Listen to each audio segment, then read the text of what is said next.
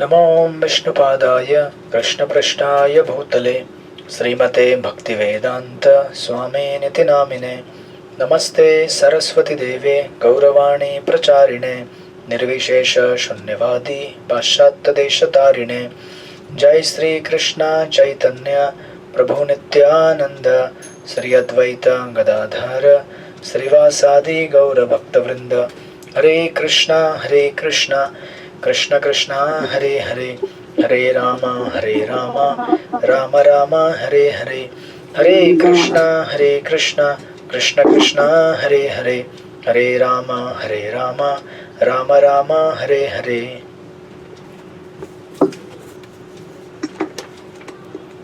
हरे कृष्णा। आपलं सगळ्यांचं स्वागत आहे भक्तशास्त्री कोर्स मध्ये। आपण स्टडी करत आहोत भक्तिरसामृत सिंधू। आपण लास्ट टाइम तिसरा अध्याय पूर्ण केला होता भक्तिरसामृत सिंधूचा।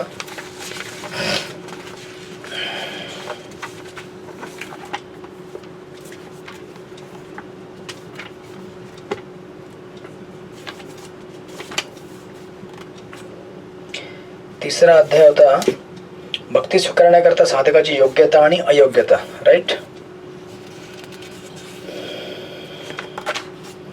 तर भक्ती स्वीकारण्याकरता क्वालिफिकेशन श्रील प्रभुपादांनी दिलेलं आहे। आपण बघितलं होतं विस्तारामध्ये स्टडी केलं होतं, जस्ट ब्रीफ करण्याकरता।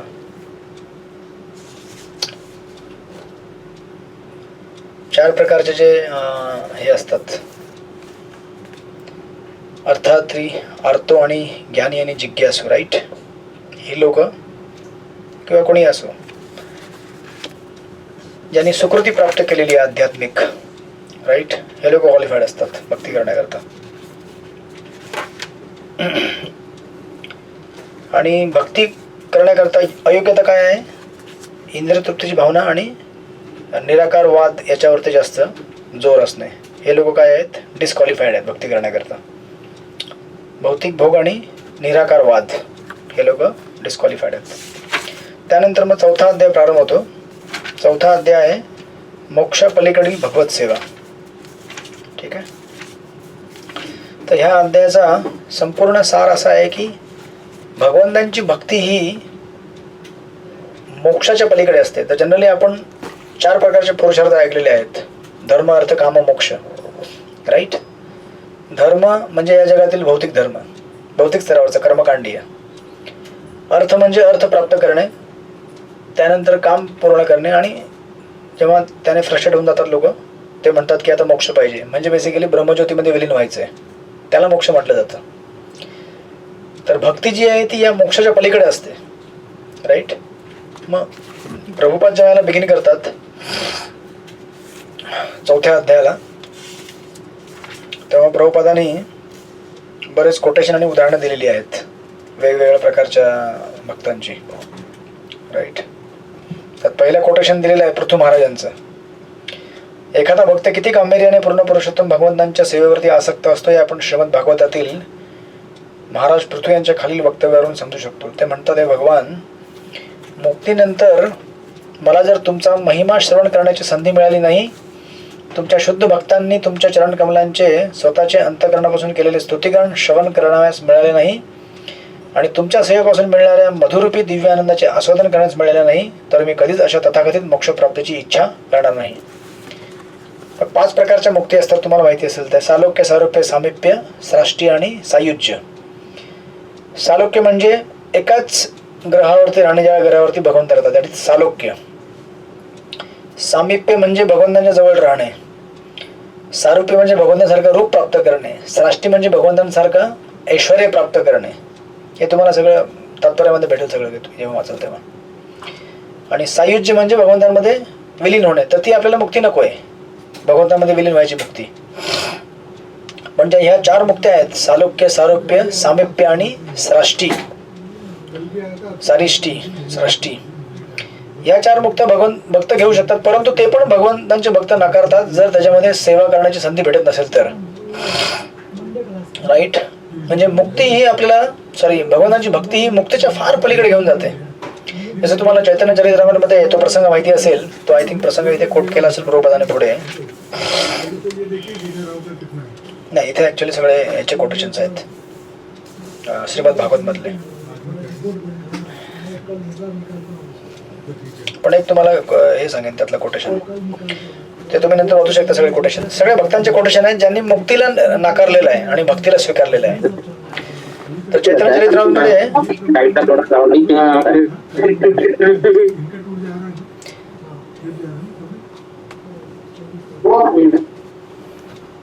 तर चैतन्य चरित्रामध्ये हरिदास ठाकूर आणि गोपाल चक्रवर्ती, तुम्ही ही स्टोरी ऐकली असेल.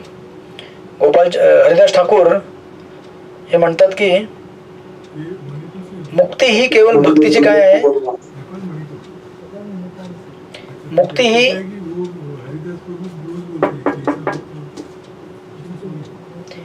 मुक्ती ही भक्तीचा बाय प्रोडक्ट आहे. राईट. ज्या प्रकारे आपण प्रसाद घेतल्यानंतर प्रसादापासून होणारी तृप्ती ही तुम्हाला सेपरेटली मागावी लागत नाही. प्रसाद घेतला म्हणजे ऑटोमॅटिक भेटते आपल्याला. दिस इज बाय प्रोडक्ट. त्याच प्रकारे भगवंताची भक्ती करणाऱ्याला मुक्ती ही बाय प्रोडक्ट आहे हो. म्हणजे ज्याने भगवत धामामध्ये प्रवेश केला त्याला भौतिक जीवनातून मुक्ती प्राप्त झाली ना. जेव्हा हरिदास ठाकूर हे सांगत होते तेव्हा तिथे एक ब्राह्मण होता, गोपाल चक्रवर्ती. तो म्हटलं की तुम्ही असं म्हणता, मुक्ती प्राप्त करण्याकरता किती कष्ट करायला लागतं तुम्हाला माहिती आहे का? रानावनात जाऊन, हिमालयात जाऊन लोक तपश्चर्या करतात आणि त्यांना मुक्ती प्राप्त होते, आणि तुम्ही म्हणता की मुक्ती अशी प्राप्त होते, भक्तीचं बाय प्रोडक्ट आहे. त्याला राग आला. तो म्हटला तुम्ही कोण सांगणार आहे? ते हरिदास ठाकूर हे यवन समाजातले होते. राईट. आणि हा ब्राह्मण होता, याला गर्व होता की मला सगळं माहिती आहे. आणि ह्याने मग तिथे चॅलेंज केला. तो म्हटला जर मुक्ती ही भक्तीपेक्षा मुक्ती श्रेष्ठ आहे, राईट, हे माझं जर वक्तव्य आहे. आजकाल राजकारणी लोक फार वक्तव्य करत असतात. हरे कृष्ण. याने पण वक्तव्य केलं. त्याने म्हटलं की मुक्ती जर मोठी असेल तर तुझं नाक गळून जाईल उद्या. हरिदास ठाकूर काय नाही बोलले. मग तुम्हाला ती स्टोरी माहिती असेल चैतन्य चरित्रामध्ये. कालांतराने काय झालं, गोपाल चक्रवर्तीचं नाक गळून गेलं. हरे कृष्ण. आणि ही स्टोरी काय बनवलेली स्टोरी नाही आहे, डॉक्युमेंटेड. आजपासून चैतन्य महाप्रभूंच्या लिलीमध्ये आहे. नाक जे होतं ना ते कडक नाक होतं त्याचं, असं एकदम. ब्राह्मणाचं नाक कडक असतं, असं जातो ब्राह्मण. मग ते नाक काय झालं, कोणी ब्राह्मण ऑफेंडेड होऊ नका, ब्राह्मण असाल तर इथे गोपीगड मधाचे ब्राह्मण आहेत का? हरे कृष्ण. तुम्ही डिवोटी ब्राह्मण आहात. गोपाल चक्रवर्ती हा डिवोटी ब्राह्मण नव्हता. त्याचं नाक गळलं. राईट. सो ऑफकोर्स ते या लिलेतनं काय सांगण्याचा प्रयत्न केलेला आहे की भक्ती जी आहे ते म्हणजे मुक्ती ऍक्च्युली ज्याच्याकरता या जगामध्ये लोक कष्ट करतायत ते मुक्ती सहजगत्या प्राप्त होते भक्तांना. आपल्याला जाणवत नाहीये, परंतु आपल्याला ऑलरेडी मुक्ती प्राप्त झालेली आहे. आपल्याला जाणवत नाही, कारण आपल्याला प्रभुपादाने एवढं हायेस्ट लेवलला नेऊन पोहोचवलेलं आहे की आपल्याला कळत नाही की आपण कुठे पोहोचलो प्रभुपादाने आपल्याला. राईट. आपल्याला ऑलरेडी मुक्ती प्राप्त झालेली आहे. मुक्ती सेपरेटली प्राप्त करायची गरज नाही आहे आपल्याला. आणि म्हणून हा म्हणजे बघा ना, रूप गोस्वामींनी हा एक स्पेशल चॅप्टर भक्तिरसामृत सिंधूमध्ये डेडिकेट केलेला आहे सांगण्याकरता की भक्ती से मुक्ती कितनी श्रेष्ठ आहे, मुक्ती से भक्ती कितनी श्रेष्ठ आहे हे सांगण्याकरता एक स्पेशल एक चॅप्टर दिलेलं आहे आणि सगळे कोटेशन दिलेले आहेत. तुम्ही नंतर ते कोटेशन वाचाल एक एक करून. जेवढे काही आपले शुद्ध भक्त होऊन गेलेले आहेत, आपले आचार्य किंवा भागवत मधील उदाहरणं, हे सगळं सांगतात की भक्ती कितनी श्रेष्ठ है, मुक्ती कितनी कम है भक्ती के सामने. राईट. मग आता या मुक्तीचे ना जर तुम्हाला अनालिसिस करायचं असेल ते कोटेशन तुम्ही नंतर वाचा. फिलॉसॉफिकल पॉईंट आपण डिस्कस करतोय, त्या तात्पर्यामध्ये 2-3 सॉर्ट आउट केलेले आहेत ते मी. कारण आपण एवढं वाचत गेलो तर आपला सिलेबस कधी पूर्ण होणार नाही, म्हणून दॅट्स वाय तुम्ही नंतर वाचत आहे. मुक्तीचे 2 आस्पेक्ट असतात. जर तुम्ही मुक्ती बघायला गेला त्याचे 2 तत्व आहेत जाणण्याकरता. पहिली गोष्ट म्हणजे त्याला इंग्रजीत असं म्हटलं जातात, what we are liberated from. आपण कशामधनं मुक्त झालो ही पहिली गोष्ट. तुम्ही म्हणतात ना मी याच्यातनं मुक्त झालो, मी याच्यातनं मुक्त झालो, मी याच्यातनं मुक्त झालो. कशातनं मुक्त झालो? तुम्ही कर्जातनं मुक्त झाला असाल, तुम्ही आजारातनं मुक्त झाला असाल, तुम्ही जेलमधनं मुक्त झाला असेल, तुम्ही जेलमध्ये नाही गेलात, हरे कृष्ण किंवा तुम्ही भक्तचरित्री कोर्समधनं मुक्त झालात बरेच लोक बरेच कशातनं मुक्त होतील, राईट. किंवा ते तुमचे किती 25 की 30 पार्षद हॉटेलमध्ये बंद आहेत ते, हरे कृष्ण ज्याला कळलं त्याला कळलं, बाकीच्याने कळून घ्यायचा प्रयत्न करू नका, राईट. ते त्यातनं मुक्त झाले, and so and so and so. So कसं असतं की पहिली गोष्ट असते मी कशातनं मुक्त झालो, ठीक आहे. मुक्तीमध्ये हा पहिला एक पॉईंट आहे. पण आता जे निराकारवादी आहेत किंवा जे मोक्षवादी आहेत यांच्याकरता हा पहिला पॉईंटच महत्त्वाचा असतो की मी कशातनं मुक्त होत आहे. ते म्हणतात की भौतिक जगत काय आहे, क्लेशदायक आहे, कष्टदायक आहे, आणि मी ह्यातनं मुक्त झालेलो आहे. हरिबोल, हरिबोल म्हणत नाही ते लोक, ओम ओम म्हणतात, ओम ओम, मुक्त हो गया मैं. मग आता दुसरा पार्ट बघणं जरुरी आहे. सी, आपण कशातनं मुक्त झालो हे जरुरी आहे, म्हणजे महत्वाचं आहे. पण आपण कशातनं मुक्त होऊन कशामध्ये गेलो हे पण महत्वाचं आहे ना. समजा तुम्ही जेलमधनं मुक्त झालात आणि तुम्ही हॉस्पिटलमध्ये गेलात, भरती झालात, तर तुम्ही मुक्त झालात का? समजा तुम्ही एक कर्जातनं मुक्त झालात आणि दुसऱ्या कर्जामध्ये परत गेलात, तुम्ही मुक्त झालात का? तुम्ही समजा एखाद्या आजारातनं मुक्त झालात आणि दुसऱ्या आजारामध्ये प्रवेश केला, तुम्ही मुक्त झालात का? मग याला मुक्ती म्हणता येणार नाही. म्हणजे निराकारवादी आहेत त्यांचा जोर फक्त एका साईडवरती असतो की मी मुक्त झालो, मी मुक्त झालो. अरे तू मुक्त झालास, पण तू कशामधनं कशामध्ये मुक्त झालास ते तुला बघायला लागेल ना. मी ह्यातनं मुक्त होऊन कशामध्ये प्रवेश केलात. याला असं म्हटलं जातं, what we are liberated from, but what we are liberated into, right. तर त्याला एक क्लासिक उदाहरण घ्यायचं म्हणजे समजून घ्या ना. असं उदाहरण घ्या, समजा एखादा व्यक्ती आहे, जेलमध्ये आहे तो, आणि जेलमधनं मुक्त झाला, ठीक आहे. आणि त्याला जेलमधनं मुक्त झाल्यावरती अशा ठिकाणी पाठवलं गेलं ज्या ठिकाणी त्याला अन्न भेटत नाहीये, पाणी भेटत नाही, वेस्ट लँड डेझर्टमध्ये त्याला जाऊन टाकलं. हे दुसरं जेल नव्हे का? हे दुसऱ्या प्रकारचं जेल झालं ना. त्याच प्रकारे जो निराकारवादी आहे हा या भौतिक जगातनं मुक्त होऊन कुठे जातो? स्पिरिच्युअल स्कायमध्ये जातो, डेफिनेटली आध्यात्मिक आकाशामध्ये. पण आध्यात्मिक आकाशामध्ये गेल्यावरती काय, तिथे तरंगतो नसता, तरंगत आहे तो. आता तिथे जाऊन काय करणार? तर याला समजण्याकरता तुम्हाला मी नेहमी उदाहरण दिलेलं आहे. समजा गोविंदा रेस्टॉरंट आहे आपला, हॉटेल. समजा तुम्ही हॉटेलमध्ये गेलात, ठीक आहे, गोविंदा रेस्टॉरंटमध्ये, आणि तुम्ही तिथे असं बसलात आणि बसून तुम्हाला काय करायचं आहे? फक्त बघायचं आहे. आता हॉटेलच्या आतमध्ये गेल्यावरती बरं वाटणार ना, AC चालू आहे, मस्तपैकी त्यांनी स्प्रे लावला, कुठेतरी सुगंध येतोय, आणि सगळी चहलपहल आहे, तिकडे लोक बसतायत, टेबलावरती खात आहेत. पण तुम्ही काय करायचं?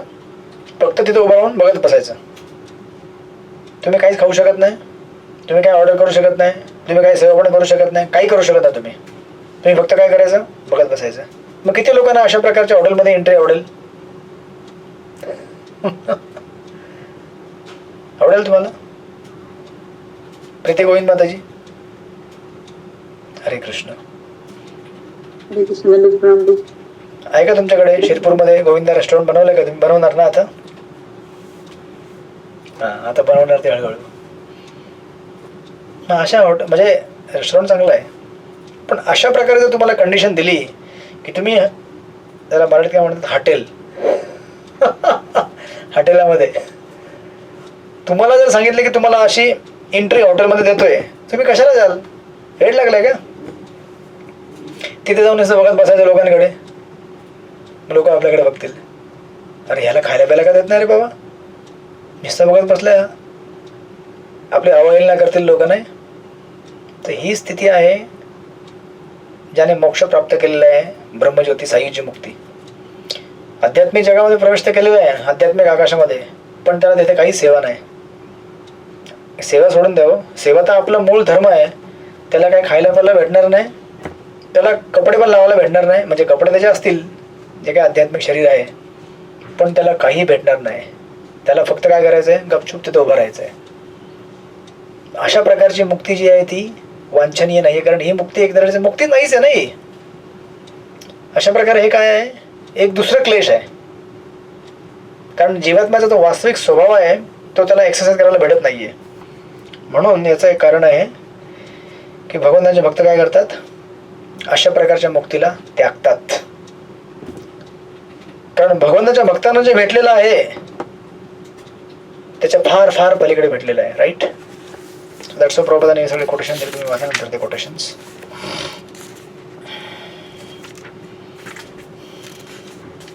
याचा हा आशय आहे या तात्पर्याचा पूर्ण. म्हणून बघा एक ठिकाणी कोटेशन आहे, पान नंबर 44 आहे माझ्याकडे. ते ऍक्च्युली तुम्ही दामोदर अष्टक म्हणजे वाचता ना तुम्ही, त्याच्यामध्ये प्रार्थना आहे सत्यव्रत मुनींची. ते म्हणतात, हे प्रभू, मला मुक्ती नको अथवा मला अगदी मुक्तावस्थेपर्यंतची कोणत्याही प्रकारची भौतिक सुख सुविधाही नको. मला तुमच्याकडून हे एकच वरदान हवे आहे की तुमचे हे दामोदर रूप सदैव माझ्या चिंतनात राहो. तुम्ही इतके सुंदर आणि आकर्षक आहात की तुमच्या या रूपाच्या दर्शनाविना मला इतर कोणत्याही भौतिक वस्तूची आवश्यकताही नाही. तरी तुम्हाला मी ती स्टोरी नेहमी सांगितलेली आहे. श्रीधर कोलवेज महाप्रकाश लिहिलेमध्ये जेव्हा त्यांना विचारलं होतं महाप्रभूंनी की तुला काय पाहिजे, महाप्रभू म्हटले तुला मी नक्की काहीतरी देणार, तू माग. श्रीधर कोलवेज म्हटले मला काही नको. भगवंताने जेव्हा आग्रह केला तेव्हा श्रीधर कोलवेज म्हटले ठीक आहे बाबा, तुम्ही मागताय म्हणजे म्हणताय तर मी मागतो शेवटी, पण काय मागेल मी.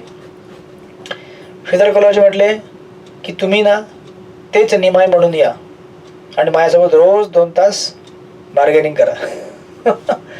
काय बार्गेनिंग करा, केळ्याची पानं, केळ्याची फुलं. महाप्रभू छोटे निमाय होते तेव्हा जायचे श्रीधर कोलवेजीकडे आणि 2 तास त्याच्याकडे बार्गेनिंग करायचे. श्रीधर कोलवेजी म्हणायचे ये 5 रुपये का, त्याच्यात त्याने महाप्रभू निमाय म्हणायचे नाही मैं 2.5 रुपये दूंगा इसका. हळूहळू म्हणायचे मैं 2 रुपये दूंगा, हळूहळू म्हणायचे मैं 1 रुपये दूंगा, हळूहळू म्हणायचे मैं कुछ भी नहीं दूंगा आणि घेऊन पळून जायचे. आणि श्रीधरला एकदम इतका आनंद व्हायचा की निमाई घेऊन पळाला. कधी काही छोटे छोटे मुलं असतात ना की गोंडस, असं त्यांना वाटतं की त्यांना म्हणजे उचलून नुसतं उडवावं हवेमध्ये, असं वाटतं त्यांना काहीतरी ना प्रसाद भरवत राहावं किंवा त्यांना खेळवावं. थोडे गोंडस असतात छोटे छोटे मुलं. आमच्या एका सत्संगमध्ये आहे ते एका नवीन आलाय, त्याचा छोटा मुलगा नवीन आलाय म्हणजे जन्म झालाय. छोटंच आहे. आमच्या सत्संगमध्येच ते आले होते दोघे नवरा बायको. मग त्यांना मुलगा झाला तो. मग त्याला आम्ही हे करायला गेलेलो, त्याचं काय होतं अन्नप्राशन, हे त्याच्या घरी गेलतो. तेव्हा त्याला बसवलं तर त्याने हगीत लावला नव्हता. म्हटलं ठीक आहे अभि प्रॉपर अन्नप्राशन हो गया. मग जेव्हा जेव्हा तर सत्संगाला घेऊन येतात एवढंच छोटूसा आहे तो आणि शांत असतो, बोलत पण नाही जास्त, नुसतं हसत असतो.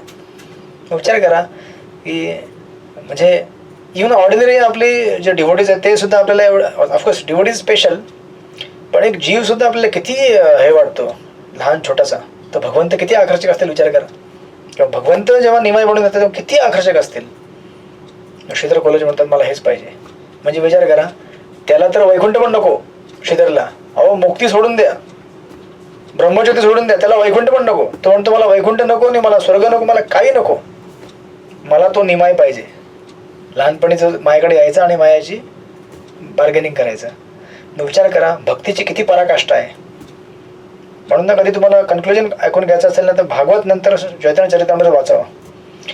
सगळ्या शास्त्रांचा सार तुम्हाला भेटेल. हे 1-2 उदाहरणं वाचले की तुम्हाला पूर्ण सारांश प्राप्त होतो. Right. So this is how मुक्तीपेक्षा भक्ती एवढी महान, एवढी श्रेष्ठ आहे की एकदा भक्ताला प्राप्त झाली की त्याला काही फरक पडत नाही. त्याला काय नको, अष्टसिद्धी नको आणि कुठला वैकुंठ जगात जायची इच्छा नाही, काही नको त्याला फक्त भगवंतांच्या सोबत जे आदान प्रदान हवं ते हवं बस, प्रेममय आदान प्रदान. That's how. सो अशा प्रकारे जेव्हा हा चॅप्टर पुढे कन्क्लूड होतो. आता मध्ये यांचं पण दिलेलं उदाहरण नरसिंहदेवांचं. सेम गोष्ट प्रल्हाद महाराजांना विचारली होती की बाळा प्रल्हाद काहीतरी माग माझ्याकडे. तेव्हा सुद्धा प्रल्हाद महाराज म्हटले होते मला काही नको. मी काय दुकानदार आहे का की मी काहीतरी तुम्हाला दिलं आणि तुम्ही मला द्याल? नाही, मला काही नको. मला जे जर, आणि त्यांनी म्हटलं जर काय असेल तर माझ्या वडिलांना मुक्त करा तुम्ही, राईट, आणि मला सेवक म्हणून घ्या. So that's all. अशा प्रकारे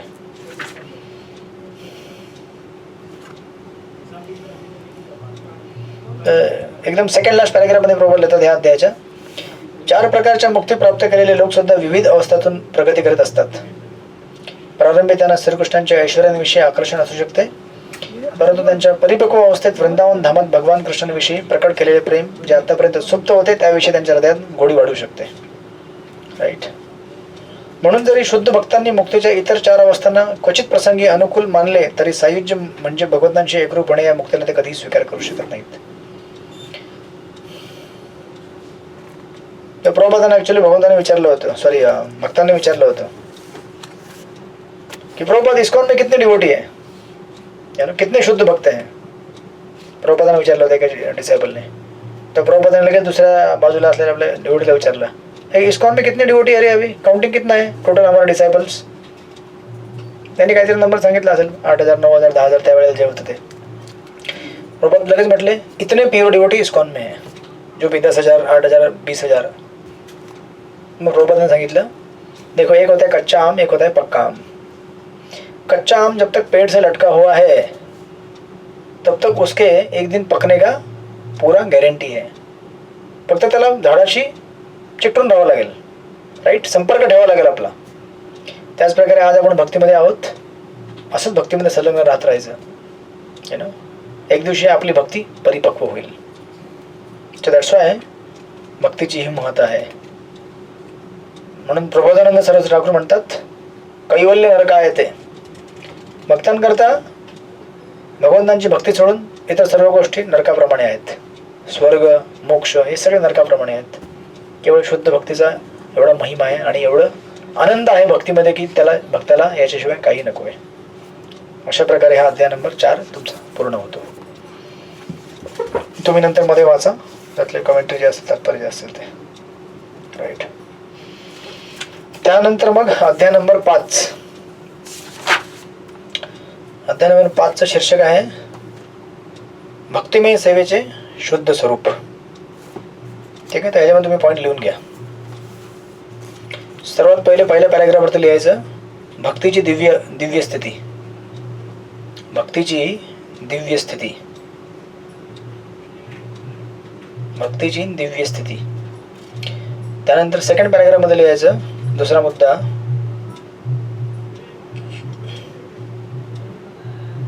जात गोस्वामी म्हणतात त्याला ऍक्च्युली, कास्ट गोस्वामी इंग्लिशमध्ये. मराठीमध्ये लिहा तुम्ही जात गोस्वामी लिहा, तुम्हाला नंतर त्याचा अर्थ कळेल. जात गोस्वामी. आणि त्याच्या पुढे लिहायचं डॅश मारून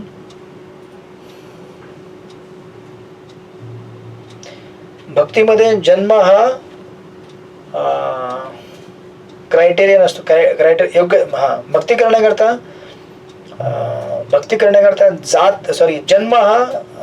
जन्म ही योग्यता नसते. भक्ती करण्याकरता जन्म ही योग्यता नसते. म्हणजे कुठल्या जातीमध्ये जन्माला आलाय तू बाबा, तू क्षत्रिय आहे, ब्राह्मण आहे, वैश्य आहे, नाही, कुठेही जन्म असो.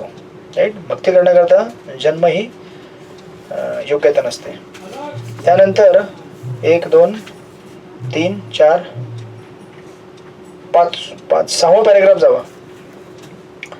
6व्या पॅराग्राफमध्ये लिहिलेलं आहे या ठिकाणी श्रील रूप गोस्वामी भेटलं. 6वा पॅराग्राफ. या ठिकाणी श्रील रूप गोस्वामी. याच्यावरती लिहायचा तिसरा मुद्दा दीक्षा हे सर्व काही नाहीये. हरे कृष्ण.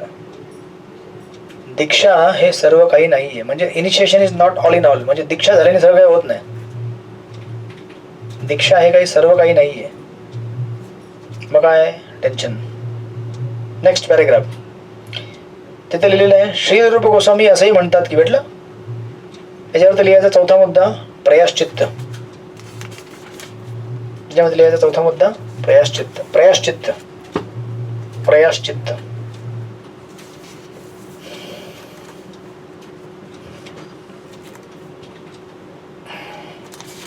प्रयाश्चित्त. अशा प्रकारे एवढे 4 मुद्दे या तात्पर्यामध्ये आहेत या अध्यायामध्ये. मग आता ह्या अध्यायाचं शीर्षक काय सांगण्याचं सगळं सार काय आहे. भक्ती इज इंडिपेंडंट. भक्ती ही स्वतंत्र आहे आणि भक्ती ही कुठल्याही गोष्टीमुळे थांबू शकत नाही किंवा भक्ती ही कुठल्याही गोष्टीवरती भौतिक गोष्टीवरती निर्भर नसते. या अध्यायाचं तात्पर्य सांगण्याचं. तर सर्वात पहिले प्रभुपादांनी लिहिलेलं आहे भक्तीची दिव्य अवस्था. प्रभुपाद लिहितात श्री रूप गोस्वामींनी यापूर्वी दिलेल्या सर्व प्रकारच्या उपदेशांचे सार एका वाक्यात असे आहे जोपर्यंत मनुष्याची भौतिक वस्तूंवरती आसक्ती असते किंवा त्याला ब्रह्म तेजामध्ये विलीन व्हायची इच्छा असते, तोपर्यंत तो शुद्ध भक्तिमय सेवेच्या क्षेत्रात प्रवेश करू शकत नाही. राईट, हे आपल्याला क्लिअर झालेलं आतापर्यंत. ही अयोग्यता आहे भक्तीमध्ये प्रवेश करण्याकरता. आता यापुढे रूप गोस्वामी आपल्याला सांगतात की भक्तिमय सेवा सर्व प्रकारच्या भौतिक संकल्पनांच्या अतीत आहे आणि ती कोणत्याही विशिष्ट देश, वर्ग, समाज किंवा परिस्थितीकरता मर्यादित नाही. श्रीमद भागवतात सांगितल्याप्रमाणे भक्तिमय सेवा दिव्य आहे आणि तिला कोणतेही कारण असू शकत नाही. भक्तिमय सेवा निरपेक्ष भावाने केली जाते आणि कोणतीही भौतिक परिस्थिती तिला थांबवू शकत नाही. ती कोणताही भेदभाव न करता सर्वांकरता उपलब्ध आहे आणि भक्तिमय सेवा करणे हेच सर्व जीवांचे मूळ कर्तव्य आहे. एकदम क्रिस्टल क्लिअर, नो कन्फ्युजन.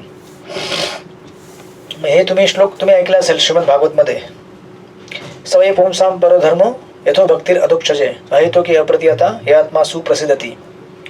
दुसऱ्या अध्यायामध्ये आहे, भागवतच्या दुसऱ्या अध्यायाचा आय थिंक दुसरा तिसरा श्लोक आहे प्रथम स्कंदाच्या, की भक्ती जी आहे ते कधीही कुठल्याही कारणाने थांबू शकत नाही किंवा भक्तीला कुठलंही भौतिक कारण नसतं.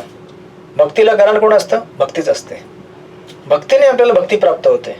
तुम्ही असा नका विचार करू की मला भक्ती प्राप्त झाली, माझ्या जीवनामध्ये काहीतरी मोठा संघर्ष झाला आणि मग मला भक्ती भेटली. नाही, तुम्हाला कोणतरी संघर्ष झाला आणि कोणतरी डिव्होटी भेटला आणि त्यानंतर तुम्हाला भक्ती प्राप्त झाली. म्हणजे डिव्होटीकडनं तुम्हाला भक्ती भेटते, भक्तीकडून भक्ती भेटते आणि या भक्तीला कोणी थांबवू शकत नाही कुठल्या भौतिक कारणाने. ज्याप्रमाणे आकाशामध्ये तुम्ही बघितलं असेल प्लेन उडतं, बरोबर आहे, त्याला काय म्हणतं विमान.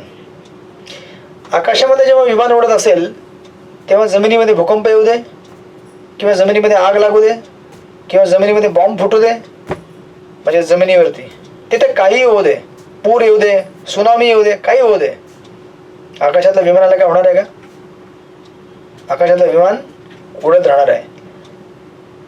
जमिनीवर होणाऱ्या हालचालींनी विमानाला काही फरक पडत नाही.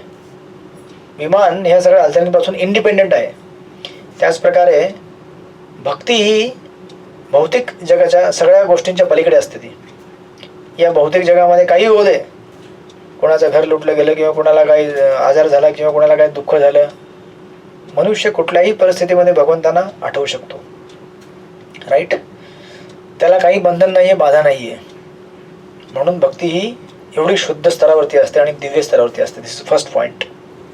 Right, is transcendental to all material ups and downs. हे कोणावरती अवलंबून नाही आहे, फक्त भक्तीवरती अवलंबून आहे, भौतिक कारणाने. म्हणून बरेच लोक बरेचदा म्हणतात की अभी मेरे घर में ये ठीक हो जाएगा तो मैं भक्ती करूँगा. कभी नहीं करोगे तुम ऐसे भक्ती. ज्या मेरी बच्चे की शादी आहे, आता तर ते मी ऐकलं मध्ये सोन्याचे भाव लय वाढले म्हणे. हरे कृष्ण, नवीन कष्ट आलंय जीवनामध्ये सगळ्यांचं. ज्याने काय सोनं खाल्ल्याशिवाय जगू शकत नाहीत. मग ते आमच्या काही माताजी आहेत ते साऊथ बॉम्बेमधल्या, त्यांचा क्लास घेतो तुम्ही. त्या म्हटल्या काहीतरी चालू होतं पण याचा जीवन में क्लेश है, कष्ट. ते म्हटलं बहुत क्लेश अभी. म्हटलं क्या हुआ? प्रभु जी सोना और चांदी, जानते क्या हो गया है? मतलब क्या हो गया? चांदी 3 लाख, 3.5 लाख. काल लेटेस्ट त्यांनी रेट काढला, त्यामुळे 3,25,000 हो गया अभी. और सोना 1.5 लाख. मी म्हटलं माझ्या बहिणीचं लग्न 3 महिन्यापूर्वीच झालं नाही. हरे कृष्ण.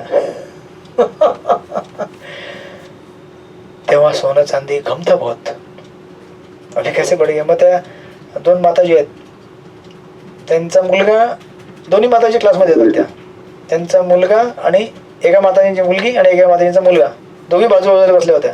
त्यांचं लग्न आहे. मी म्हटलं ओ ऐसा प्रॉब्लेम आहे क्या? Oh my God. आणि ते लोक काय करतात माहिती तुम्हाला? त्यांच्या घरी क्लास घ्यायला गेलेलो. त्यांचा फ्लॅट असेल 20-25 करोडचा. हरे कृष्ण. फ्लॅट 20-25 करोड. आणि हे कसले व्यापारी आहेत? डायमंड. त्यांचे डायमंड कुठे विकतात? अमेरिकेमध्ये, हाँगकाँगमध्ये, दुबईमध्ये हे डायमंड विकतात. डायमंड मॅन्युफॅक्चर करतात, विकतात, पॉलिश करतात. आणि हे म्हणे बहुत तनाव है जीवन में, सोना बहुत महंगा हो गया है, लड़के की शादी है, लड़के की शादी है, कैसे खरीदे अभी. हरे कृष्ण. मैं म्हटलं आपको इतना टेंशन है, ज़रा सोचो. जो मिडिल क्लास है, जो लोअर मिडिल क्लास है, जो उससे भी नीचे है, उसको कैसा टेंशन आता होगा. बट वो टेंशन ले रहे हैं क्या? नहीं ले रहे. तो आप क्यों ले रहे? आपल्या कुवतीप्रमाणे जेवढे घेऊ शकते तेवढंच घ्या ना. थोडी 5 किलो सोनं लावायला सांगितलं कोणी. आणि आजकाल ते मी ऐकलं ते काहीतरी त्यांनी नवीन काढलं आहे, 24 कॅरेट नाही कोई बात नाही, 20 कॅरेट नाही कोई बात नाही, 18 कॅरेट, असं करता करता 9 कॅरेटवरती आणले काहीतरी म्हणत होते ते. 2 टीम आहेत आमच्या इथे. ते एक टीम आहे ज्यांच्याकडे जातो मी, ते कारागीर आहेत सोने चांदी बनवणारे. एक आहेत ते विकतात सोने चांदी. आणि दोघे टेन्शनमध्ये. मी म्हटलं सोने विकणाऱ्या टेन्शनमध्ये, सोन्याचे दागिने बनवणाऱ्या टेन्शनमध्ये, बस बाकी जो जनता आहे वही खुश आहे. Right. So this is a भौतिक जगत जे असतं त्याच्यामध्ये कधीही भौतिक कारणाकरता भक्ती थांबवायची नाही आपण. कारण भक्ती या कारणांमुळे आपली वाढू शकते. असं नाही की उद्या सोन्याचा भाव कमी झाला तर आपली भक्ती वाढणार आहे का. उलटे मी त्यांना म्हटलं की अभी मौका है भक्ती करने का. अभी तणाव आ रहा है ना, टेंशन आ रहा है ना, और तेज भक्ती करो. राईट. So that's all. त्यानंतर मग सेकंड पॉईंट प्रभुपाद इथे लिहितात, कास्ट गोस्वामीज. सेकंड, जात गोस्वामी त्याला म्हणतात. तर इथे पूर्ण जो प्रभुपादाने तात्पर्य दिलेला आहे हा पूर्ण गौडीय सिद्ध आपली जी गौडीय परंपरा त्याच्यामध्ये हिस्ट्री दिलेली आहे, तुम्ही नंतर वाचा ते. सो ॲक्च्युली जे वृंदावनमध्ये जे राहिलेले वंशज होते, वंशज जात गोस्वामी लोकांचे, ते काय म्हणायचे, सिर्फ जो गोस्वामी परिवार से आया है वही ॲक्च्युली दीक्षा दे सकता है या दीक्षा ले सकता है, असं पहिले म्हणायचे. मग ह्याला ठीक करण्याकरता चैतन्य महाप्रभूंनंतर ऑफकोर्स भक्तिविनोद ठाकूर यांनी मला ट्राय केला. भक्तिविनोद ठाकूरने काय केलं, ज्याप्रमाणे एखादी बिल्डिंग असते ना, समजा एखाद्या बिल्डिंगला समजा काहीतरी डागडुजी करायची, कलर मारायचा किंवा काही फर्निचर तुटलं असेल तर रिपेअर करायचं, ते काम केलं भक्तिविनोद ठाकूरने. ते म्हटलं ठीक आहे, इस बिल्डिंग में यहाँ पे क्रैक है, उसको जरा सील कर दो, प्लास्टर कर दो. त्यानंतर आले भक्ती सिद्धांत सर ठाकूर. ते म्हटले ये बिल्डिंग ही खराब आहे, बिल्डिंग ही तोड दो. मग त्यांनी नवीन उभं केलं काय, गौडीय मठ. त्यांनी गौडीय संस्थान स्थापन केले आणि त्यांनी एक्सटेन्सिव्ह कमेंटरीज दिले चैतन्य चरित्रामृत, आणि ऑफकोर्स भक्तिविनोद ठाकूरने पण दिले. अशा प्रकारे या दोघांनी भक्तिविनोद ठाकूर आणि भक्तिसिद्धांत सर ठाकूर यांचे पुत्र, या दोघांनी मिळून गौडीय संप्रदायाला फार वरती घेऊन आले. आणि स्पेशली जे जात गोस्वामी आहेत यांच्यापासून मुक्ती करून दिली. भक्तीला त्यांनी मुक्त केलं जात नाही. ॲक्च्युली भक्तीला कॅप्चर करून ठेवलं त्या लोकांनी. हे म्हटले की नाही, केवळ गोस्वामी लोक दीक्षा दे सकते. एकदा मैदानपूरमध्ये तुम्ही त्यांच्या चरित्रामध्ये वाचला असेल भक्तिसिद्धांत ठाकूरजींच्या. मैदानपूरमध्ये ब्राह्मण श्रेष्ठ की वैष्णव श्रेष्ठ याच्यामध्ये डिबेट चालू होता. तर गोपीगण माताजी तुम्ही नाराज होऊ नका, हरे कृष्ण. किंवा ब्राह्मण लोकांनी जे असतील ते, ब्राह्मण म्हणजे जे ब्राह्मण स्वतःला फक्त ब्राह्मणच समजतात, स्वतःला ते मनुष्य समजत नाहीत. ते स्वतःला ह्या जगातील जीव समजत नाही. ते म्हणतात मी ब्राह्मण म्हणजे मी कोणतरी वेगळ्याच जातीचं. नाही, असं नाही.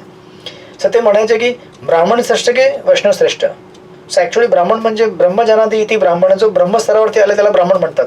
पण वैष्णव हा ब्रह्मस्तराच्या पलीकडे गेलेला असतो, भगवान स्तरावरती. वैष्णव श्रेष्ठ आहे.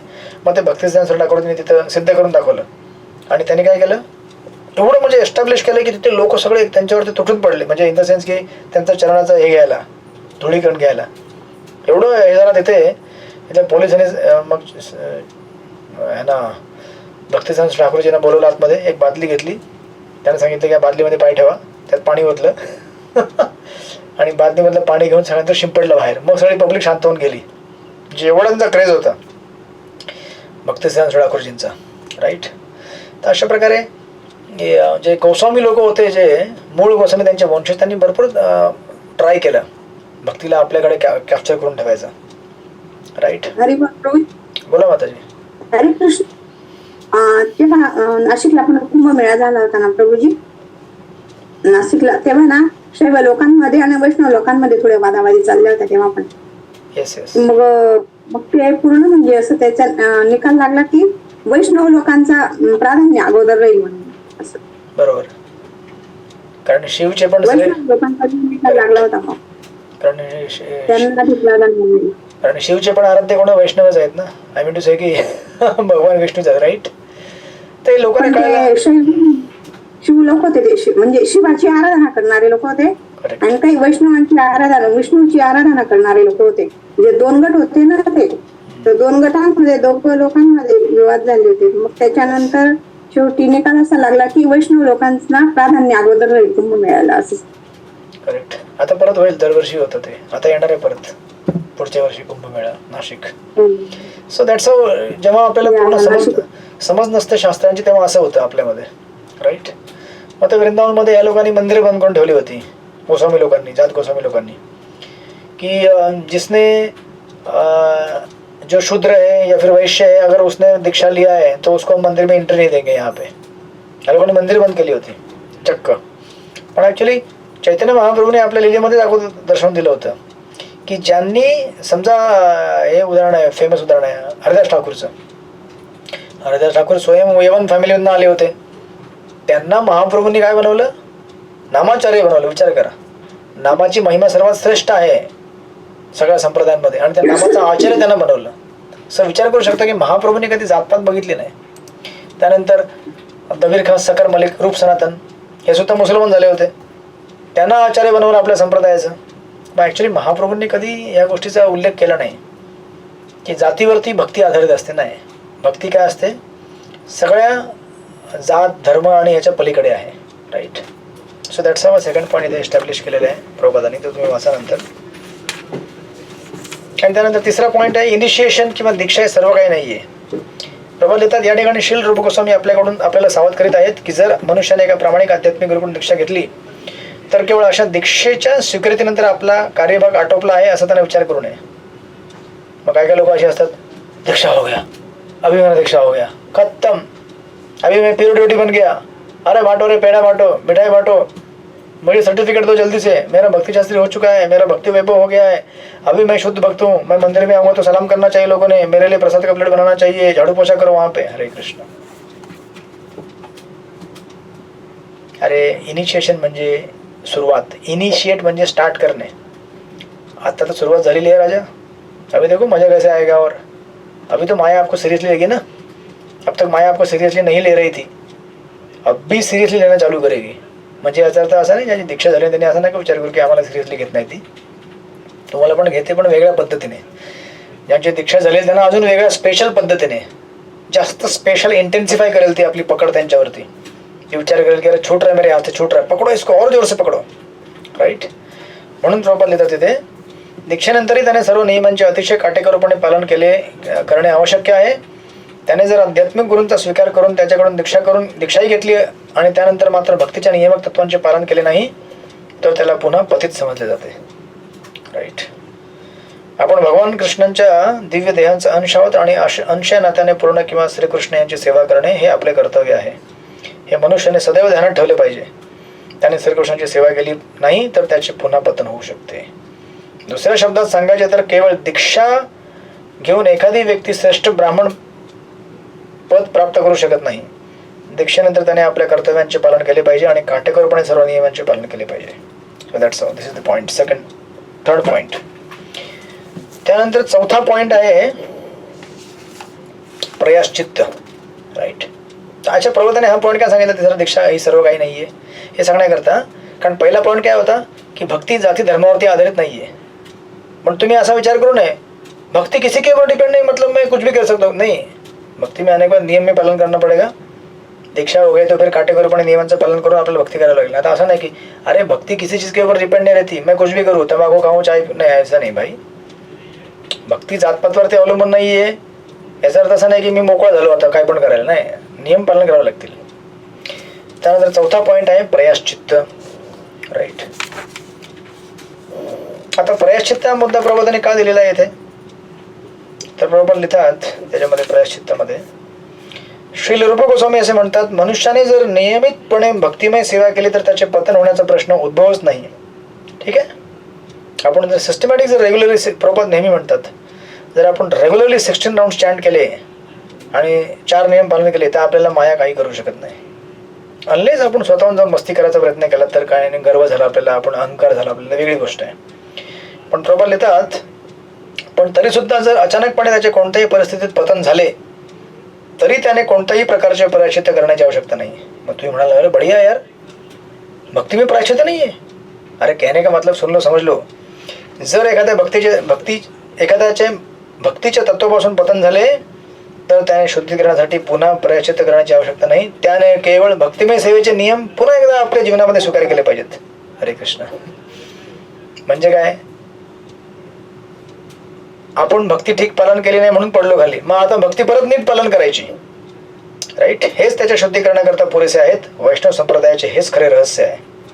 राईट, त्याला कुठल्या प्रकारचं जाऊन हिमालयामध्ये तपस्या करायची गरज नाही आहे, किंवा 10 दिवस उपाशी राहायची गरज नाही आहे, की बाबा माझ्याकडनं काल काहीतरी चूक झाली. आता तुम्ही करू शकता ते, पण शुद्धीकरण करण्याकरता हे करणे आवश्यक नाही आहे. शुद्धीकरणाकरता पुन्हा नाम जप जोमाने हरे कृष्ण कृष्ण कृष्ण हरे हरे, हरे राम राम राम हरे हरे. पुन्हा नाम जप आपल्याला जोमाने करायचं आहे. पुन्हा भक्तांच्या संगतीमध्ये सेवा द्यायची आहे. भांडणं कमी करायची आहेत, चुगड्या कमी करायच्या आहेत, चांभार चौकशा कमी करायच्या आहेत. राईट, अशा प्रकारे सो दिस इज सांगितलेलं आहे. दिस इंटेन्सिव्ह. म्हणून ना प्रभुपादांना ॲक्च्युली विचारलं होतं, प्रभुपादांने एखादा प्रश्न विचारला होता की प्रभुपाद, अगर भक्ति में किसी को प्रॉब्लम आ गया है और वो गिर गया है तो क्या करना चाहिए. प्रभुपाद म्हटले उसको फिर भक्ति और तेज करनी चाहिए. म्हणून प्रभुपाद काय करायचे ना, त्याला 2 गोष्टी सांगितलेल्या आहेत सोल्युशनमध्ये. एखादा जर भक्तीमध्ये वाढत नसेल तर त्याच्या 2 गोष्टी कारण असतात. एक पहिली गोष्ट म्हणजे त्याला मग कधी कधी प्रभुपाद काय करायचे, लीडरशिप पोझिशनमधनं खाली आणायचे. त्याला म्हणायचे अभी आप ज़्यादा मॅनेजमेंट मत करो, ज़्यादा लीडर मत बनो, भक्ती करो खाली. कारण कधी कधी काय असतं, जास्त लीडरशिप पोझिशन जर आपण घेतल्या, जास्त मॅनेजरियल गोष्टी ज्याच्यामध्ये डायरेक्ट भक्तीच्या तत्वांचा समावेश नसतो, ज्या प्रकारे तुम्ही समजा एखाद्या कन्स्ट्रक्शनमध्ये असाल, किंवा रेस्टॉरंटमध्ये असाल, किंवा गिफ्ट शॉपमध्ये असाल, काही किंवा फंडरेझिंगमध्ये असाल, ज्याच्यामध्ये प्रत्यक्ष संबंध येत नाही कधी कधी डायरेक्टली श्रवणम कीर्तनम विष्णू स्मरण याच्याशी. राईट, कारण नियामक तत्व काय आहे की पहिले आपल्याला श्रवण कीर्तन आपलं स्मरण झालं पाहिजे, त्यानंतर बाकी गोष्टी केल्या पाहिजेत. पण कधी कधी डिवोटी एखादा एकदम बिझी होऊन जाईल एखाद्या गोष्टीमध्ये की त्याला मग श्रवण कीर्तन करायला वेळच नाही. मग प्रभुपाद म्हणायचे एक काम करो, आप अभी मैनेजमेंट से नीचे उतर जाओ, आप खाली अभी प्योर श्रवण कीर्तन और छोटा मोठा सेवा करो, लेकिन मॅनेजमेंट पोझिशन नीचे उतर जाओ. का? कारण भक्तीमध्ये एवढी कॅपॅसिटी आहे की आपलं आतमधलं सुप्त हृदय हे जागृत करू शकेल. पण भक्तीला आपण संधी दिली तर ना, जर आपलं श्रवण कीर्तनच होत नसेल, श्रवणच करत नसेल आपण, तर आतमधली सुप्त भक्ती आपली कशी जागृत होणार. म्हणून प्रभुपाद म्हणायचे की अभी कुछ समय के लिए मॅनेजमेंट मत करो, अभी शांति से बैठ के जप करो और बाकी सेवा करो. दिस इज फर्स्ट रिझन. हे पहिलं दिलेलं आहे. राईट, आणि दुसरी गोष्ट, आपण जर लिडरशिप पोझिशनमध्ये असेल आणि आपण त्या प्रकारे बघत असेल तर लोक आपला तसाच प्रकारचा आदर्श घेतील. राईट, ते म्हणतील चालता है, ये लीडर है तो क्या हुआ, वो लेक्चर नहीं सुनेगा तो भी फर्क नहीं पड़ता है, चैंटिंग नहीं करेगा तो भी फर्क नहीं पड़ता है, तो नीचे के लोग भी ऐसे बन जाएंगे. मग प्रभुपाद म्हणून काळजीपूर्वक त्यांना अशा प्रकारे व्यवस्थित करायचा प्रयत्न करायचे. तर तिथे दिले नंतर वाचा. त्यानंतर तिथे प्रायश्चित्ताच्या सेक्शनमध्ये आपण जे श्रीमद भागवतमध्ये ऑलरेडी NOI मध्ये वाचलेलं आहे, ते नेटवर्क इन्स्ट्रक्शनमध्ये सुरुवातीलाच कसं असतं की या जगामध्ये पाप करण्याची वृत्ती आणि पाप केल्याचं रिॲक्शन या 2 गोष्टी असतात. समजा तुम्ही काही प्रायश्चित्त जरी केले कर्मकांड स्तरावरचे किंवा ज्ञानकांड स्तरावरचे, तरी पाप केल्याचे रिॲक्शन दूर होऊन जाईल, पण पाप करण्याची प्रवृत्ती दूर होणार नाही. ज्या प्रकारे वनामध्ये जेव्हा अग्नी लागतो, वणवा लागतो, तेव्हा वणव्यामध्ये सगळं काही झाड पाल्यापाचोला जळून जातो, बरोबर आहे ना. पण पुन्हा पाऊस आल्यावरती पुन्हा मग जागा होतं. कसं काय जागृत होतं. खाली असतात. मधुसूदन माताजी, मधुसूदन प्रिया माताजी, ते सकाळी सकाळी सांगतात मूळ एकदम क्लास किती वाजता आहे. आपलं मूळ एकदम व्यवस्थित होऊन जातं. राईट, मूळ जर आपलं जागृत असेल तर पुन्हा त्याच्यावरती काय होणार आहे, झाड पालापाचोला उगवणार आहे. त्याच प्रकारे कर्मकांड किंवा ज्ञानकांड किंवा कुठल्याही प्रकारचे प्रायश्चित्त हे फक्त आपले वरवर करणे साफसफाई करतात, पण मुळामध्ये जाऊन आपली जी वासना आहे त्याला नष्ट करत नाहीत, भौतिक भोगाची. म्हणून त्या प्रसंगामध्ये सांगितलेलं आहे श्रीमद भागवतमध्ये, कैचित केवल या भक्त्या वासुदेव परायण अगम धन्वंते कार्सेन निहारमेव भास्कर. केवळ वासुदेवाची भक्ती केल्यावरतीच आपले सगळे अनर्थ दूर होणार आहेत. अदरवाईज आपले अनर्थ मुळापासून त्यांचं समुच्च उच्चाटन हे संभव नाही आहे. That's all. ते वर्णन तिथे केलेलं आहे, तुम्ही त्यानंतर वाचू शकता त्याच्यामध्ये. तर ॲक्च्युली प्रभुपाद जेव्हा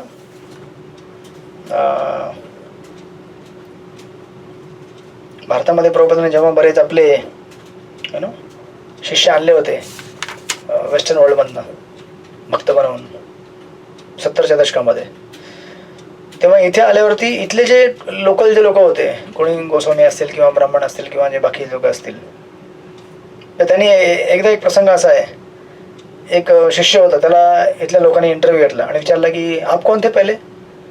तर तो म्हटला की मैं ट्रक ड्रायव्हर था. ते लोक हसायला लागले, म्हटलं ट्रक ड्रायव्हर था, देखो ये मतलब पहिले कोणता शूद्र था. राईट. मग हे काय म्हणायचे ॲक्च्युली दास गोस्वामी लोक काय म्हणायचे, पहिले म्हणायला लागले की दीक्षा नहीं ले सकते आप लोग कोई भी. मग नंतर यांना कळायला लागलं की अरे भक्ति तो बहुत प्रभावी है और शास्त्रों में इसका वर्णन है, कोई भी दीक्षा ले सकता है. मग ते म्हणायला लागले दीक्षा ले सकता है लेकिन कोई भी प्रचार नहीं कर सकता अगर वो जात गोस्वामी के परिवार में नहीं आया तो. या लोगों ने एवढं रेस्ट्रिक्ट केलं होतं. पण त्यांना ऑफकोर्स त्यांनी प्रभुपादांनी त्याला एस्टॅब्लिश केलं. प्रभुपाद म्हटले की भक्ति किसी के जात जन्म इसके ऊपर निर्भर नहीं रहती है. भक्ती ही आपल्या स्वतःच्या सिन्सिअरिटीवरती अवलंबून असते. दॅट्स हाऊ प्रभुपादांनी त्याला एस्टॅब्लिश केलं. आणि ह्या चॅप्टरचा हा सारांश आहे, भक्तिमय सेवेचे शुद्ध स्वरूप. अशा प्रकारे तुमचा अध्याय नंबर 5 पूर्ण आहे. इथे आपल्याकडे अजून 10 मिनिटं आहेत. हरे कृष्ण. ठीक आहे. आणि पुढचा अध्याय जो आहे ना, तो ॲक्च्युली फक्त नियमांची लिस्ट आहे. एक 5 मिनिटामध्ये पूर्ण होऊन जाईल तो. ठीक आहे. अध्याय नंबर 6, भक्तिमय सेवा करण्याचा मार्ग. तर तुम्हाला पाहिजे तर मी लिहून देतो, तुम्ही लिहून घ्या जस्ट पॉईंट. ठीक आहे. पहिल्या पॅरेग्राफ सोडून दुसरा पॅरेग्राफ जिथे आहे ना, तिथे लिहायचं 10 आकडा लिहा, 10. आणि त्याच्यासमोर लिहा 2 असतात ना गोष्टी, डूज अँड डोंट्स, त्याला इंग्लिशमध्ये म्हणतात डूज अँड डोंट्स. ते 10 आहेत ते डूज आहेत, म्हणजे भक्तीमध्ये करण्याचे कार्य 10. भक्तीमध्ये जे आपण कार्य केले पाहिजे ते 10 कार्य आहेत. ठीक आहे. 10. तर तुम्हाला लिस्ट दिसेल तिथे, 10 लिस्ट आहे तिथे, की आपण दीक्षा घेतली पाहिजे, आपण प्रशिक्षण घेतलं पाहिजे, भक्तांची सेवा केली पाहिजे वगैरे वगैरे. तुम्ही नंतर ते वाचा. 10 डूज आहेत. त्यानंतर तुम्ही नेक्स्ट पॅरेग्राफला जाल, तिथे प्रभुपाद लिहितात वैधी साधना भक्ती करण्यासाठी या पहिल्या 10 गोष्टींचा स्वीकार करणे आवश्यक आहे. प्रारंभी जरी एखाद्या नवदीक्षित भक्ताने वरील 10 तत्वांचा स्वीकार केला तरी तो निश्चितपणे कृष्ण भावनेमध्ये चांगली प्रगती करू शकतो. मग आता तुम्ही बघायचं, हे जे 10 पॉईंट आहेत, हे 10 पॉईंट आपण जर व्यवस्थित फॉलो केले तर भक्तीमध्ये आपली तुरंत प्रगती होईल, चांगली प्रगती होईल. राईट. त्यानंतर नेक्स्ट आयटम दिलेले आहेत. तो पॅरेग्राफची स्टार्ट अशी होते, या पुढील उपदेश खालील प्रमाणे आहेत. काय आहेत? नेक्स्ट अजून 10 आयटम आहेत, तिथे लिहायचे डोंट्स. जे निषिद्ध तत्व आहेत ते 10 तत्व आहेत भक्तीमध्ये. जसं दिलेलं आहे, मनुष्याने अगदी काटेकोरपणे अभक्तांचा संग टाळला पाहिजे. भक्तिमय सेवा करण्यास इच्छुक नसणाऱ्या मनुष्याला उपदेश करू नयेत. प्रचंड प्रमाणात खर्च करून मंदिर किंवा मठ बांधण्यात उत्सुक असू नये. हरे कृष्ण. तर ते कोणी माताजी म्हणतील मग आम्ही मंदिर नाही बांधायचं का? बांधायचं, पण सोबत आपला जप झाला पाहिजे, आपली साधना झाली पाहिजे. राईट. सगळं काही सांभाळून. आपण अनेक ग्रंथ वाचण्याचा प्रयत्न करू नये. काय काय लोकांना सवय असते, त्यांच्या ह्याच्यात बघितलं कबडमध्ये 500 पुस्तकं वाचलेत, किती? एक पण नाही ना. माझ्याकडे 500 पुस्तकं आहेत, वेगवेगळ्या आचार्यांचे, वेगवेगळे यांचे त्यांचे. प्रभुपादांची पुस्तकं वाचले का? ते नाही वाचत आम्ही. मग कशाला ठेवलेत? नाही, आम्हाला छंद आहे. हरे कृष्ण. असं नको. Like that. ते 10 आहेत, तुम्ही नंतर वाचा. त्यानंतर मग त्या खालच्या पॅरेग्राफमध्ये प्रॉब्लेम येतात, वरील 10 नियामक तत्वांचे पालन केल्याने कोणालाही साधना भक्तीच्या स्तरावर प्रगती करता येत नाही. मग पहिले 10 आहेत ते केले पाहिजेत, नेक्स्ट 10 करायचे नाही, निषिद्ध. अशा टोटल 20 तत्वांचं आपण पालन केलं तर आपली भक्तीमध्ये प्रगती होईल. त्यानंतर मग अजून काही ॲडिशनल दिलेले आहेत. यानंतरचे महत्त्वपूर्ण नियम खालीलप्रमाणे आहेत. सो टोटल किती? 64 आहेत, 64.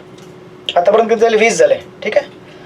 त्यानंतर मग जे दिलेले आहेत ना ते यानंतर महत्त्वपूर्ण नियम खालीलप्रमाणे आहेत. ते टोटल 39 आहेत. टोटल नंबर 39 आहेत. 21 ते असं लिहा तुम्ही, 21 ते 59, 21 to 59, आणि ब्रॅकेटमध्ये लिहा टोटल 39.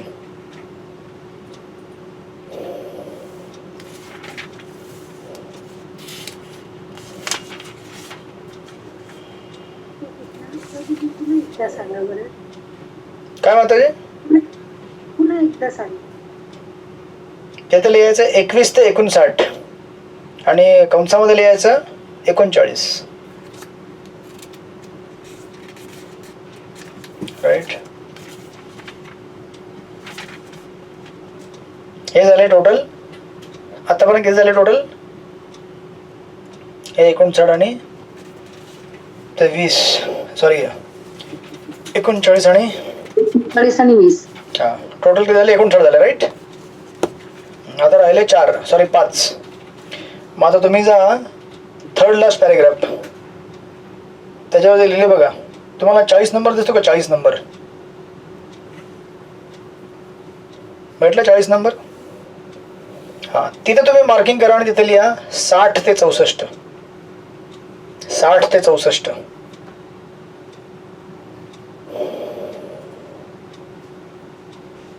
हे जे शेवटचे मेन जे आहेत ना, ते मेन 5 अंग आहेत 64 मधील टोटल. ते काय आहेत? विग्रहांची सेवा म्हणून आपण जे काही करतो ते अतिशय काळजीपूर्वक आणि भक्तिभावाने केले पाहिजे. TT worship first. 41 साधकाने श्रीमद भागवताच्या पाठणाचा आनंद भक्तांबरोबर, अभक्तांबरोबर नव्हे तर भक्तांबरोबर घेतला पाहिजे. 42 साधकाने प्रगत भक्तांच्या संगतीचा लाभ घेतला पाहिजे. बेसिकली वैष्णव सेवा आणि वैष्णव संघ. त्यानंतर 43 त्याने भगवत नामाचा जप केला पाहिजे, चॅन्टिंग. आणि 44 त्याने मथुरा मंडळात निवास केला पाहिजे, म्हणजे बेसिकली तीर्थयात्रा, धामदर्शन. असे टोटल होतात 64 अंग भक्तीचे. आणि म्हणून प्रभात खाली लिहितात, अशा प्रकारे नियामक तत्वांची एकूण संख्या 64 होते. आधीच सांगितल्याप्रमाणे पहिली 10 मूळ तत्वे आहेत, त्यानंतर 10 गौण तत्वे येतात व त्यात ही 44 तत्वे जोडली जाऊन आता एकूण 64 तत्वे झाली आहेत. या 64 तत्वांपैकी पहिली 5 म्हणजेच अर्चविग्रहाची सेवा, श्रीमद भागवताचे श्रवण, भक्तांचा संघ, संकीर्तन आणि मथुरा मंडळाचा निवास ही अतिशय महत्त्वपूर्ण तत्वे आहेत. Like that. आणि प्रभात लास्टच्या पॅरेग्राफमध्ये लिहितात, मनुष्याने काया, मन आणि वाचा या तिन्हींद्वारे भक्तिमय सेवेच्या वरील 64 तत्वांचे पालन केले पाहिजे. पूर्वी सांगितल्याप्रमाणे भक्तिमय सेवेचे नियम असा आग्रह धरतात की आपण आपल्या सर्व इंद्रियांना भगवंताच्या सेवेत नियुक्त केले पाहिजे. नेमके कोणत्या प्रकारे कार्य साध्य करता येईल हे वरील 64 नियमक तत्वांत दिले आहे. यापुढे श्री निरूपक गोस्वामी या 64 तत्वांकरता विविध शास्त्राप्रमाणे सादरीकरण करतात. मग आता या 64 तत्वांचं राहिलेल्या अध्यायांमध्ये एक एक एलिमेंट पकडतील आणि त्याचं निरूपीकरण करतील. तर अशी 64 तत्व आहेत भक्तीच्या अंगातील, ज्यांचं आपण पालन करून भक्तीमध्ये वाढू शकतो. राईट. आणि हे कुठं घेतलेलं आहे? तुम्ही बघत असाल या चॅप्टरच्या पहिल्या पॅरेग्राफमध्ये रूप गोस्वामी लिहितात, माझे थोरले बंधू सनातन गोस्वामी यांनी वैष्णवांना मार्गदर्शन करण्यासाठी हरिभक्तिविलास नामक ग्रंथ संकलित केलेला आहे आणि त्यात त्यांनी वैष्णवांनी पालन करण्यायोग्य अनेक नियमांचे उल्लेखन केलेले आहे. त्यापैकी हे 64 तत्व त्यांनी तिथून दिलेले आहेत हरिभक्तिविलासमधून. राईट.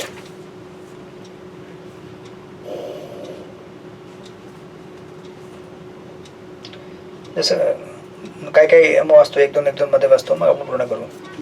जसं जे डोंट्स आहेत 10 त्याच्यामध्ये लिहिलेलं आहे. दैनंदिन 5वा, दैनंदिन व्यवहाराची उपेक्षा करू नये. राईट. म्हणजे डेली आपलं जे रुटीन शेड्यूल त्याच्यामध्ये आपण हलगर्जीपणा नाही केलं पाहिजे. या टायमाला जेवायचं, ह्या टायमाला बसायचं, ह्या टायमाला ऑफिसला जायचं, हे आपलं रुटीन आहे आणि भक्तीचा पार्ट आहे. कारण हे जर आपण फॉलो नाही केलं तर आपली टाइम टेबल डिस्टर्ब झालं तर आपली मग पूर्ण भक्ती डिस्टर्ब होते. आपले आचार्य फार व्यावहारिक आहेत. राईट. त्यानंतर 8वा पॉईंट 7वा दिलेला आहे, साधकाने देवी देवतांचा अनादर करू नये. 8वा, मनुष्याने कोणत्याही जीवाला अनावश्यक त्रास देऊ नये. 10वा दिलेला आहे, मनुष्याने पूर्ण पुरुषोत्तम भगवान श्रीकृष्ण अथवा त्यांच्या भक्तांचा अपमान कधी सहन करू नये. Like that. पुढे जे 39 आहेत तत्व, त्याच्यामध्ये एक दिलेले आहे 2रा नंबरचा, तिलक धारण करतेवेळी मनुष्याने कधीही शरीरावरती कधी शरीरावरती हरे कृष्ण महामंत्र लिहावा. राईट. हरे कृष्ण. त्यानंतर 4था आहे, मनुष्याने अर्च विग्रहासमोर नृत्य करण्यास शिकले पाहिजे. लाजू नये. कशाला लाज ठेवावी? लाज कोणाकरता असते? भगवंतांसमोर लाज सोडून भगवंतांच्या आनंद करता नाचावं. अशा प्रकारे खाली गेलो तुम्हाला दिसेल. ज्यावेळी अर्च विग्रह बाहेर येतात, म्हणजे बेसिकली ते ब्रह्मोत्सवाच्या वेळेला नाही का छोटे डिटीज बाहेर काढतात, प्रदक्षिणा करतात, त्यावेळी दिलेले आहे. ज्यावेळी अर्च विग्रह बाहेर येतात त्यावेळी मंदिरातील सेवक अर्च विग्रहांसमोर दिवसाचा हिशोब मांडतात की आज एवढे पैसे आले, एवढे इथं खर्च झाले, म्हणजे जमा खर्च जो असेल भगवंतांना आपण दाखवायचं बिल. असं नाही विचार करू की भगवंत ऐकत नाहीत, भगवंत इकडे नाही, भगवंत सगळं बघत असतात, भगवंत ऐकत असतात. राईट. अर्चविग्रहांना ते संपूर्ण मंदिराचे मूळ स्वामी समजले पाहिजे. त्यानंतर पुढे तुम्ही गेलात 17 नंबर आहे, 17 नंबर. भक्ताने महाप्रसादाचे आस्वादन केले पाहिजे. हरे कृष्ण. हे महत्वाचं अंग आहे. जो प्रसाद विग्रहांना अर्पण केलेल्या थाळीतून येतो त्याला महाप्रसाद असे म्हटले जाते. म्हणजे प्रसाद घेणे सुद्धा काय भक्तीचा अंग आहे हो. म्हणजे नुसतं प्रसाद घेऊन तुम्ही भक्ती करताय, नुसतं प्रसाद घेऊन. त्यानंतर 24 नंबर आहे बघा. भक्ताने अर्च विग्रहांकडे कृपेची याचना केली पाहिजे. राईट. अर्च विग्रहांसमोर गेल्यावरती फक्त मागू नये, हे द्या ते द्या ते द्या, कृपेची याचना करावी, मला कृपा द्या तुमची. 25 दिलेल्या भक्ताने अर्च विग्रहांचे स्मरण केले पाहिजे. तुम्ही जर कुठे यात्रा गेला आपल्या आठवायचं माझे भगवंत कसे असतील, त्यांच्याकरता काय घेऊन जाऊ, बांगड्या, राधाराणी करता, जगन्नाथजी करता लॉकेट, धोती कुर्ता कपडे, दागिने, असं विचार करावा. असं नाही की मी आता जगन्नाथपुरीला आलोय, वाव मला कपडे घ्यायचे, मला साडी घ्यायची, कोलपिटच घ्यायचं आहे. अरे भगवंताकरता काहीतरी घेऊन जा, भगवंतांना हार घेऊन जा, भगवंतांना उशी घेऊन जा, बेड घेऊन जा, कुठल्या तरी धामात ना भगवंतांना काहीतरी स्पेशल भेट घेऊन जा की भगवंत मी इथे फिरायला गेलो, तुमच्याकरता भेट आणलेला आहे. राईट. ट्राय करा, तुम्हाला आनंद वाटेल. मी कधी कधी ट्राय करतो. मागच्या वेळेला मी इथे गेलो तेव्हा भगवंतांकरता मोरपीस घेऊन आलतो, कारण इथे मोरपीस मोठे मोठे भेटतात. छोटे विग्रह आमचे जे आहेत गोपीचंद वल्लभ, त्यांच्याकरता छोटे छोटे मोरपीस भेटले मला त्यांच्या साईजचे. मग ते 1 डझन आले आहे तिथे ठेवलेले, त्यांनी दिले नाही वरती, अजून त्यांना साफ करून द्यायचं आहे. काहीतरी घेऊन यायचं आपण जेव्हा आपण बाहेर जातो, त्या जागेतलं काहीतरी स्पेशल घेऊन यायचं आणि सांगायचं भगवंतांना की तुमच्याकरता आणलंय मी. राईट.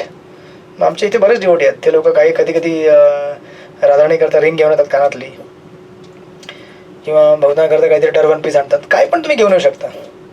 राईट. ज्याप्रमाणे आपण आपल्या प्रिय व्यक्तीकरता काहीतरी घेऊन येतो ना, तुम्ही विचारता नेहमी तुमच्याकरता काय घेऊन येऊ मी. मग तसं भगवंतांना विचारायचं, भगवंत तुमच्याकरता काय आणू मी. भगवंत मला आत्मन प्रेरणा देतील. माझ्याकरता शंख घेऊन ये, माझ्याकरता काय पण घेऊन ये, माझ्याकरता प्रसाद घेऊन ये त्या धामामधला. राईट. अशा प्रकारे 30 नंबर आहे. भक्ताने एखादी आवडते, हा तेच आलं बघा तिथे. भक्ताने एखादी आवडती वस्तू जसे कोणतं तरी अन्न पदार्थ वा वस्त्र इत्यादी भगवंतांना अर्पण केले पाहिजे. राईट. आणि 31 नंबर आहे. भक्ताने श्रीकृष्णाच्या सेवेप्रित्यर्थ सर्व प्रकारचा धोका पत्करला पाहिजे. हरे कृष्ण. टेन्शन घ्यायचं नाही. नंतर 33 नंबर आहे. भक्ताने तुळशीला पाणी अर्पण केले पाहिजे. ही पण भक्ती आहे. रोज तुळशीला पाणी अर्पण करणे सुद्धा भक्ती आहे. 36 नंबर आहे. मनुष्याने वैष्णवांची सेवा केली पाहिजे. राईट. 42 नंबर आहे. साधकाने प्रगत भक्तांच्या संगतीचा लाभ घेतला पाहिजे. याचे काही सुंदर तत्व आहेत. अशा प्रकारे हा अध्याय नंबर 6 पूर्ण झाला तुमचा. मग नंतर आपण नेक्स्ट शुक्रवारी आपण घेऊ पुढचे अध्याय राहिलेले 7च्या पुढे, आणि आपण पूर्ण करायचा प्रयत्न करू. हरे कृष्ण. श्रील प्रभुपाद की जय. श्री भक्ति साम्राज्य सिंधु की जय. वांछा कल्पतरुभ्यश्च कृपा सिंधुभ्येव च पतितानां पावनेभ्यो वैष्णवेभ्यो नमो नमः. आपण भेटूया शुक्रवारी संध्याकाळी 7:30ला. हरे कृष्ण. हरे कृष्ण प्रभुजी.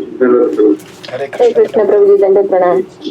हरे कृष्ण. हरे कृष्ण प्रभुजी दंडवत प्रणाम. हरे कृष्ण प्रभुजी दंडवत प्रणाम. हरे कृष्ण. हरे कृष्ण प्रभुजी दंडवत प्रणाम. हरे कृष्ण. हरे कृष्ण प्रभुजी दंडवत प्रणाम. हरे कृष्ण. हरे कृष्ण. आपण किती काय म्हणता मधुसूदन माता? किती अध्याय घेणार आहोत आपण? 19 अध्याय. हरे कृष्ण. हरे कृष्ण.